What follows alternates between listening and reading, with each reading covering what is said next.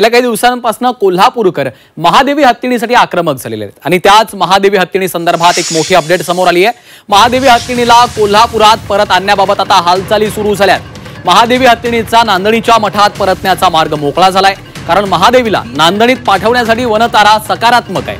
तसंच राज्य सरकारच्या याचिकेला वनताराचा पूर्ण पाठिंबा असेल असं देखील वनतारानं स्पष्ट केलेलं आहे। तर वनतारा महादेवीसाठी नांदणीत पुनर्वसन केंद्र देखील सुरू करणार असल्याची माहिती आहे।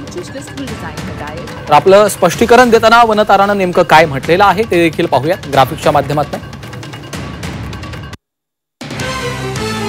महादेवी कोल्हापुरातच राहावी अशी इच्छा आहे।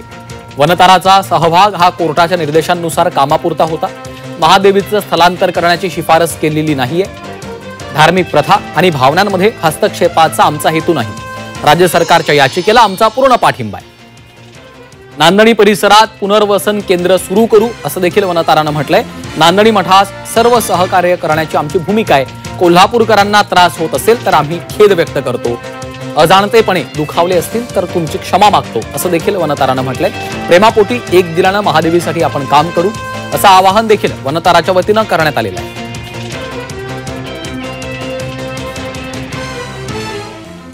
तर वनतारा व्यवस्थापनाच्या वरिष्ठ अधिकाऱ्यांसोबत मुख्यमंत्री देवेंद्र फडणवीसांनी चर्चा केलेली आहे। महादेवी हत्तीणीला नांदणी मठात पाठवण्यासंदर्भात यावेळी वनताराचे सीईओ आणि मुख्यमंत्र्यांची चर्चा झाली।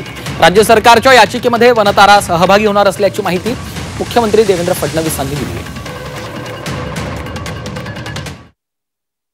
कोल्हापूरमध्ये नांदणी मठ जे आहे त्याच्या परिसरामध्ये तिथेच आपण एक रेस्क्यू सेंटर तयार करू।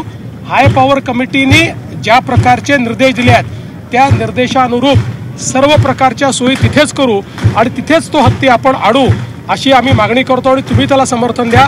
त्यांनी त्याला समर्थन देण्याचंही मान्य केलेलं आहे आणि सोबत त्यांनी हे देखील मान्य केलेलं आहे की जर कोर्टाने अशा प्रकारचं काही आदेश आपल्याला दिला, जो कोर्ट देईल असं आम्हाला वाटतंय, तर ते तयार करण्याचीही पूर्ण व्यवस्था, कारण त्यांना त्यातलं एक्सपर्टीज आहे, ते सगळं ते करून द्यायला देखील तयार आहे। तर वनताराच्या अधिकाऱ्यांसोबत बैठक झाल्यानंतर मुख्यमंत्री देवेंद्र फडणवीसांनी ट्विट करून त्या संदर्भातली माहिती दिलेली आहे। मुख्यमंत्र्यांनी आपल्या ट्विटमध्ये नेमकं काय म्हटलेलं आहे पाहूयात।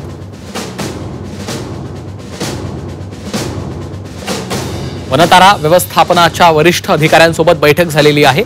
मुंबईतल्या या बैठकीमध्ये आमची सविस्तर चर्चा झाली आहे। महादेवी हत्तीणीला सुखरूप नांदणी मठाकडे आणण्यासाठी याचिका करण्याचं ठरवण्यात आलं।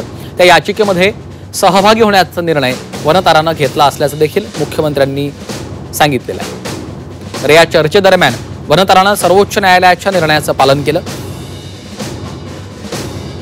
महादेवी हत्तीणीचा ताबा घेण्याचा आमचा कुठलाही प्रयत्न नव्हता असं देखील वनतारानं सांगितल्याचं मुख्यमंत्र्यांनी स्पष्ट केलेलं आहे।